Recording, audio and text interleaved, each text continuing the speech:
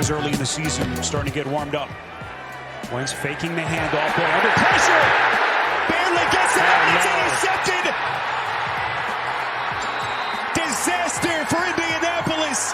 Elijah Molden. And it's loose.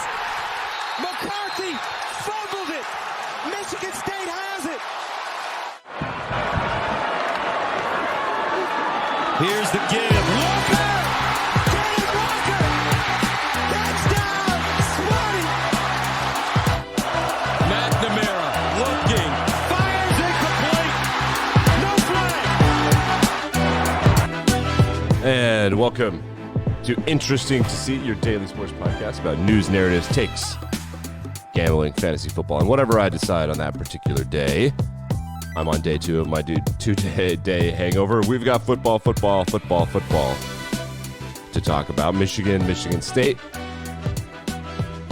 in our highlights, as well as Indianapolis. Carson Wentz threw one of the stupidest passes that any human has ever seen. Hey, we will talk about that first, but I'm going to have a little take of my own, which is that, man, SportsCenter has fallen a long way. On my hungover Sunday morning, I watched SportsCenter kick it to Good Morning America. Why were they kicking it to Good Morning America? Michael Strahan? No. They did the weather. They did the nationwide forecast in SportsCenter. And it was a good day for football, according to whoever was filling in for whoever was filling in on Sunday afternoon. They literally kicked it to the weather. They kicked it to the weather. There's a whole day of college football and a World Series game on Saturday. And NBA and NHL. They kicked it to the fucking weather. We'd be also, I don't know, who cares? I mean, like, it is what it is. They didn't pay their talent. They don't know what they're doing. Now, they, whatever. They suck. I want to talk now about the Jacksonville Jaguars, who SB Nation, in all of their brilliance, started up these fan-based sports blogs years ago. So it's SB Nation, which is sort of like Sports Illustrated, but not quite as good. But they do, now they have good stuff, and like they have a podcast and a magazine, and that's great. They did this thing where they did team-based blogs. Every college team has a blog. Every pro team has a blog for all the major sports. They have it for various things like gambling. They have it for card games. Like, they love these blogs. It's a brilliant idea. It's like a bunch of satellite campuses. So instead of having a local paper, you have this local blog. The Jacksonville Jaguars local blog, which is called, I honestly don't know. It's always, Big Cat Country. There we go. It's always something clever like that. Like Detroit says Pride of Detroit because it's Lions Pride, ha ha ha. And the Eagles are Bleeding Green Nation. Right, so the Jaguars, they posted this article. Jaguars versus Seahawks final recap. Jacksonville loses again. Now, I'm going to read this article in its entirety, and if I get sued, I don't really care. Here's an embedded tweet. Announcer, not a very clean performance by Jacksonville. Jacksonville's performance, Charlie Brown. The Jacksonville Jaguars' woes on the West Coast continued as they lost to the Seattle Seahawks, who were missing an injured Russell Wilson today. The backup quarterback's Geno Smith's first win since 2016. The Jaguars team got called for a 12-men-on-the-field penalty twice in consecutive plays in the middle of the season after a bye week. Today is Halloween. Go spend time with your family, get free candy, catch up with your neighbors. Anything is better than watching this team for another second. They posted this at the end of the first quarter. They did. And everybody realized what was happening, and they were like, yeah, who cares?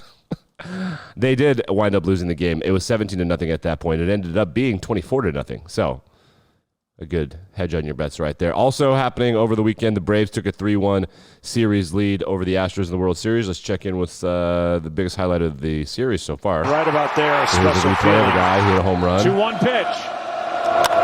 Driven in the air to left. Back at the wall. It is gone. Back-to-back. Back-to-back home runs for the Atlanta Braves. They led the series 3-1. Got shellacked last night by the Astros. The World Series has been boring. Not a lot of close games in the World Series. Game 6 is tonight, and they are back in Houston. I would check the odds, but I just can't care about baseball right now on Monday Night Football. But, I mean, everybody's hoping for a 7-game series so that we have, for the love of God, something to watch on Tuesday night. NFL scores, a lot of storylines happening in the NFL, a lot of backup quarterback storylines happening in the NFL. I don't even know where to begin. The Lions, they think, had 33% capacity at their field. They get blown out by the Eagles. Backup quarterback Mike White for the New York Football Jets beats the Bengals, who a lot of people thought maybe they're going to the playoffs. That's a bit of a heat check. Backup quarterback Cooper Rush beats the Minnesota Vikings, and I'm sure head coach Mike Zimmer would actually like to remove someone's life from the planet. And he looked it, which is hilarious. I have this. If you're watching on YouTube, you can pull up this highlight of Jameis Winston. Watch him. He's faking. Look at him. Ooh, he's 9 yards downfield, and he fake pitched it forward. Like, you know when you see a quarterback like pump fake and they're scrambling to try to get the guy in the air? He did that, but with the pitch. It appears as if Jameis Winston has torn his ACL, and backup quarterback, Trevor Siemian, our old friend from Northwestern University, he got the win over the Tampa Bay Bucks. Tom Brady. You don't want Tom Brady to be down 3 points with the ball left in 2 minutes. He might throw a pick six to the Saints and get his ass kicked again, which is what happened. That big bad Bucks defense got took by the Saints. Trevor Siemian. And then Tom Brady threw a pick six, and it was a bad one. It was not a good one. Let's check in with some hockey real quick before we finish up some football stuff. Just reminded me how cool the NHL playoffs are. Just listen to this. That room shot, another block. Oh, Ernie, crash test dummy. One-timer, another block. Down goes Fabry, and Fabry again. Shot, save the Dalkovich. What is happening? Puck's in front. It is loose. To the corner. Listen, Crazy look how crazy this is. Oh, I love sports. Shot, block, shot again. And a broken stick. These are just words. Montour saved the Dalkovich. That's the craziest sequence I've ever seen. Hey, Nick, why do you put the music going during that? If your response is so I don't get sued on YouTube's algorithm, you'd be correct. You'd be correct. Let's finish up some NFL storylines. I'm trying to predict what the big conversations are going to be today. Let's predict some narratives. Are the Jets better with Mike White instead of Zach Wilson? That'll be a narrative today. Are the Vikings good? That'll be a narrative. Is it time to panic for the Bucs? That'll be a good narrative. Is it time to start Trey Lance in San Francisco? That'll be a narrative. Are the Bears better without head coach Matt Nagy? That's not a narrative. That's a fact. Everybody agrees. Matthew Stafford, is it possible he's making his receivers better? That'll be a narrative today. The Steelers and the Browns. Are the Browns ever going to be able to get over the hump? As the Steelers beat the Browns, they looked, man, that was a gross. That was a Big Ten game. Dolphins and Bills. Is it time to fire Robert Flores in Miami? That'll be a narrative. Oh, Carson Wentz will be a narrative. He was playing really well. It was a whole thing.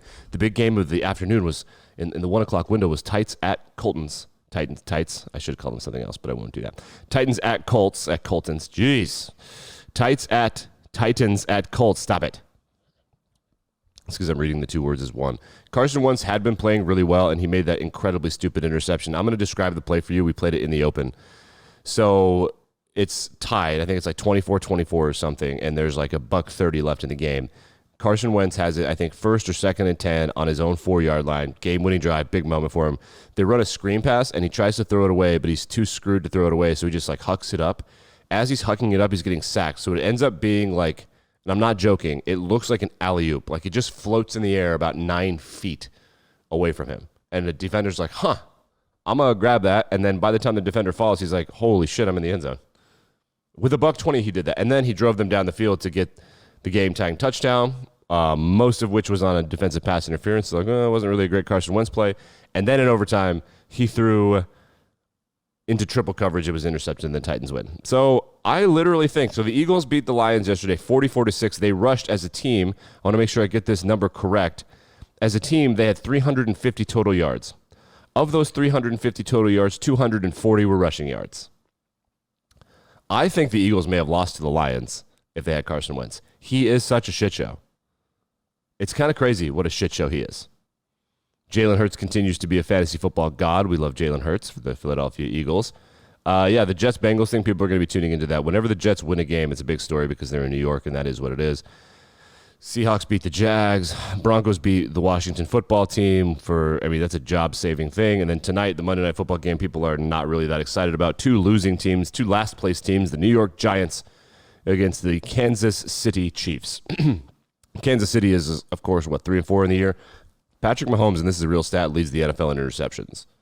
So this is what's happening if you're not paying attention to NFL football from a macro game planning standpoint. This is happening a lot in the SEC, specifically with Ole Miss as the example, and Mississippi State also. As football essentially just ran away from itself and became a pass league, what they started to do, defenses to adjust, is they started to make sure linebackers were smaller and faster, and then they just didn't put 7-man boxes. That means that they're dedicating fewer resources to stopping the run. And you think, well, old school football coaches, they're just going to run the ball off that. They're going to run. You think that, but they don't.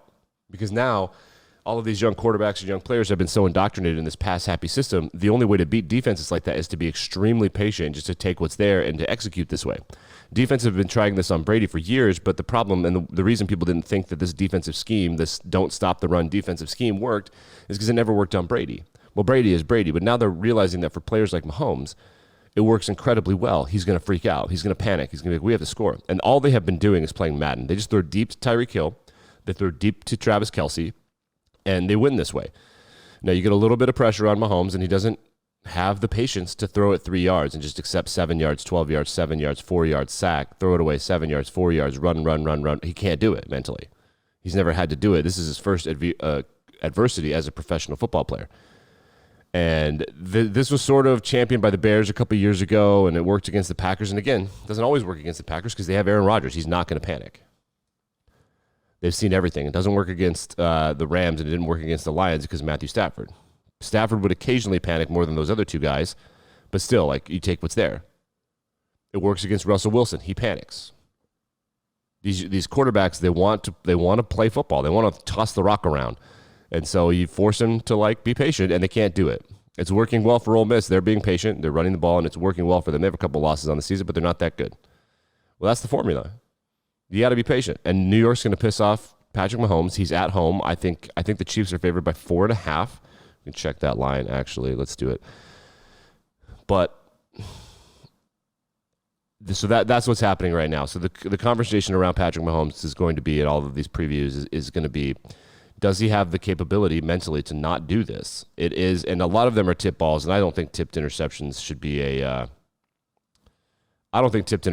quarterback stat. If it hit the receiver in the hands and then bounces straight up in the air and then is picked off, that's not a receiver, or that's not a quarterback interception. That's a receiver interception. But regardless, they're all freaking out. They want to hit home runs. They don't know what to do.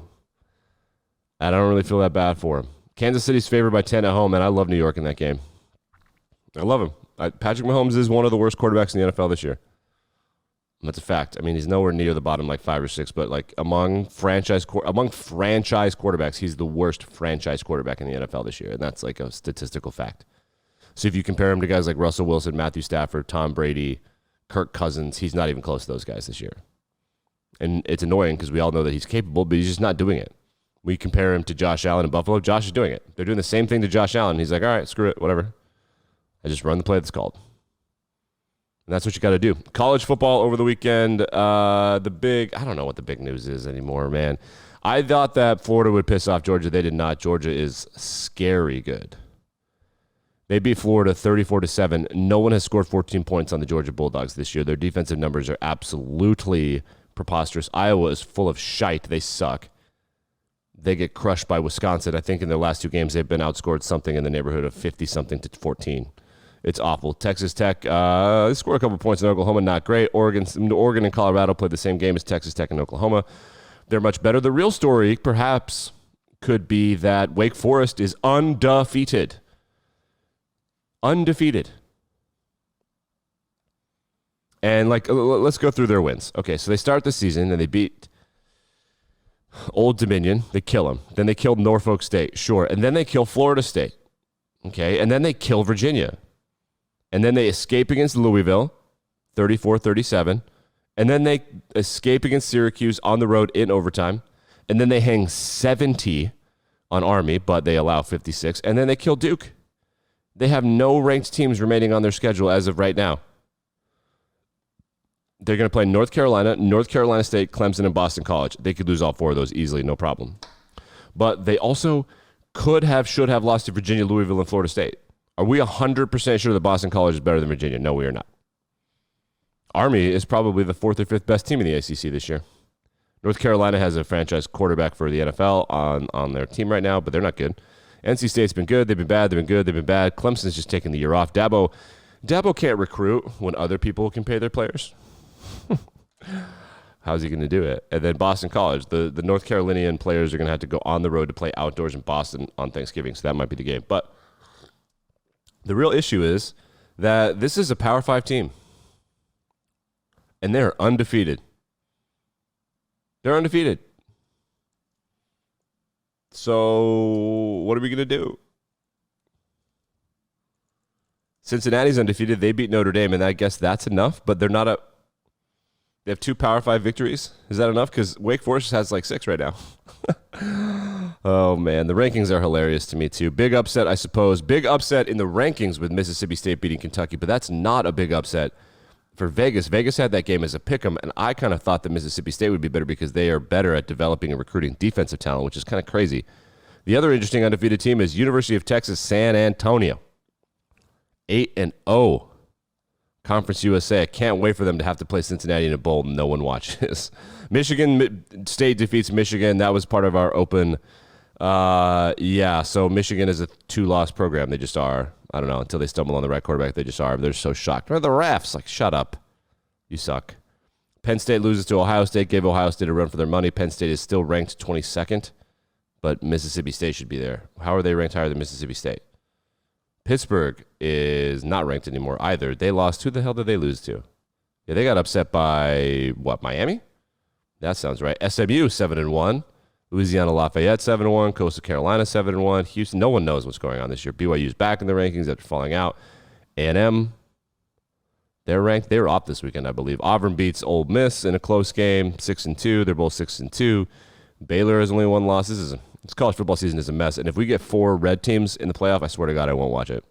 I know what to tell you. Oregon, Michigan State, Notre Dame, they have to get in.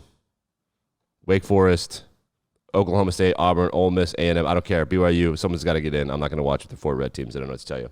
I don't feel bad about that at all. I really don't.